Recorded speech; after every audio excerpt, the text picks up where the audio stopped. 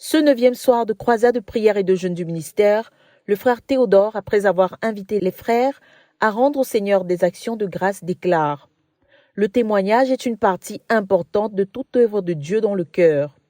Quand tu es sauvé, que le Seigneur Jésus entre en toi et que tu vas le dire à quelqu'un d'autre, ça établit ton assurance. Quand on en vient à l'œuvre de Dieu dans l'âme, le témoignage est une partie critique. Il est important de rendre témoignage jusqu'à ce que ton témoignage devienne une offense. J'avais l'habitude de me réjouir tellement des provisions de Dieu. Quand le Seigneur pourvoyait pour moi, je sautais à l'église pour témoigner. Un jour à l'église, je me suis levée joyeusement et une sœur a dit: « Il va encore dire que le Seigneur a pourvu pour lui. » J'étais surpris. Tout d'abord, j'étais pris de court et deuxièmement, j'ai réalisé que ce que Dieu fait pour certaines personnes pourrait ne pas être une bénédiction pour d'autres. Donc j'ai commencé à garder le silence pour ne pas offenser ou condamner qui que ce soit, explique l'orateur. Le but du témoignage est de glorifier Dieu et d'édifier les saints. Si ce but n'est pas atteint, le témoignage devient une autoprojection et ce n'est pas le but. L'apôtre Paul dit: « Je ne veux pas que quelqu'un ait une plus haute opinion de moi que je ne le suis. » Nous ne devons rien faire pour projeter une haute opinion de nous-mêmes. C'est l'un des péchés que le pentecôtisme a apporté, déplore-t-il, de sorte que la modestie a disparu. C'est bon d'être modeste. Chacun doit avoir une plus grande histoire avec Dieu que ce qu'il cherche à faire connaître aux gens, au risque d'être un papillon.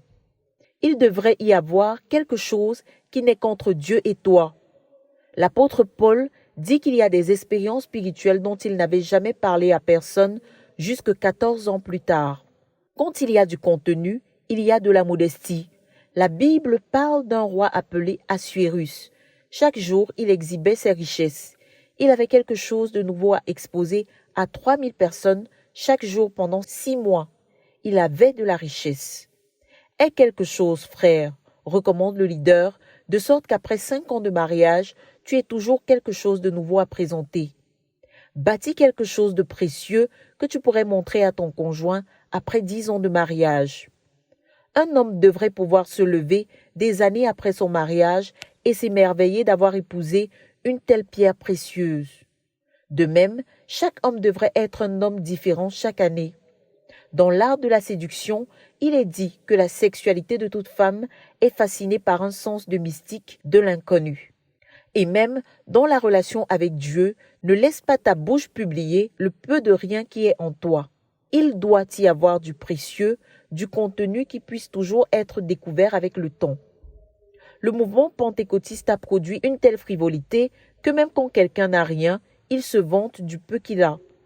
Et quand on les rencontre, on ne trouve rien, aucune substance, juste de l'air, du poids plume, déplore-t-il. Le croyant normal devrait faire du progrès avec Dieu et avoir beaucoup en lui qui n'est pas connu, afin qu'en traitant avec les gens, il puisse être une personne à découvrir continuellement. C'est une chose dont nous avons besoin. Nous avons emprunté de mauvaises habitudes et beaucoup de nos gens sont superficiels. Les gens sont si fiers de leur mort au moi, de leur humilité, jusqu'à ce que ce ne soit même plus de l'humilité. Pour ce qui est de l'œuvre de Dieu dans l'âme, le témoignage est une étape critique pour produire l'assurance, poursuit-il. On doit déclarer ce que Dieu a fait. Quand j'avais cru, mes camarades m'avaient donné rendez-vous à Bambili pour voir si j'étais sérieux au sujet de ma foi, au milieu de filles jolies et disponibles. Une fois à Bambili, nous nous sommes rendus au réfectoire, un frère et moi. Le frère ne voulait pas se faire huer. Nous avons pris notre nourriture que nous avons placée devant nous. Il voulait qu'on prie calmement, mais j'ai crié « Prions !» Tous les autres à la table se sont levés pour que personne ne les associe aux fanatiques que nous étions. Et j'ai prié à haute voix. Pourquoi? Parce qu'après cela, ce serait difficile de retourner au péché. Je voulais que ce soit établi que nous n'allions pas rétrograder au secondaire. Et cela nous a suivis parce qu'on nous observait, fait-il remarquer, avant d'interpeller. Si tu t'es repenti et que le Seigneur t'a pardonné, tu as besoin de couper les ponts en rendant témoignage. Si tu t'es avancé ici hier, que tu es tombé aux pieds du Seigneur et qu'il t'a pardonné, tu pourrais avoir besoin de faire un pas téméraire et de mettre ton passé définitivement derrière toi pour mettre fin aux plaisanteries. Lisons Job 33, versets 19 à 30, invite-t-il. Dans ce passage, cet homme dit « J'avais péché et mon péché me rongeait, se manifestant par la maladie. Puis mes enseignants ont enseigné la voie de Dieu et comment être réconcilié avec Dieu. Ils ont prié pour moi et grâce à leur ministère, j'ai été guéri. J'irai devant les hommes pour témoigner, je dirai « Regardez-moi, j'avais péché, mais Dieu ne m'a pas traité comme je le méritais. Il m'a sauvé. Voici ce qu'il a fait pour moi. » La Bible dit qu'il va non vers Dieu, mais vers les hommes pour témoigner. Hier, je ne voulais pas que les gens confessent leurs péchés parce que nous avons un auditoire international.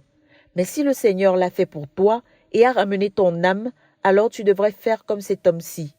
Il va vers les hommes et leur dit « J'avais péché, j'avais fait des choses terribles et le Seigneur a attendri mon cœur et m'a sauvé. Pourquoi plusieurs d'entre vous retournent à leur péché? Parce que vous ne vous êtes pas repentis. Ceux qui éprouvent encore de la honte par rapport à ce qu'ils ont fait ont encore leur péché sur eux. Ils n'ont pas besoin de témoigner. Quand on avait cru, est-ce qu'on avait honte de venir dire ce que nous étions avant? Questionne-t-il, avant que les frères rendent à tour de rôle témoignage de la main de Dieu qui a été à l'œuvre dans leur vie pour les délivrer du péché.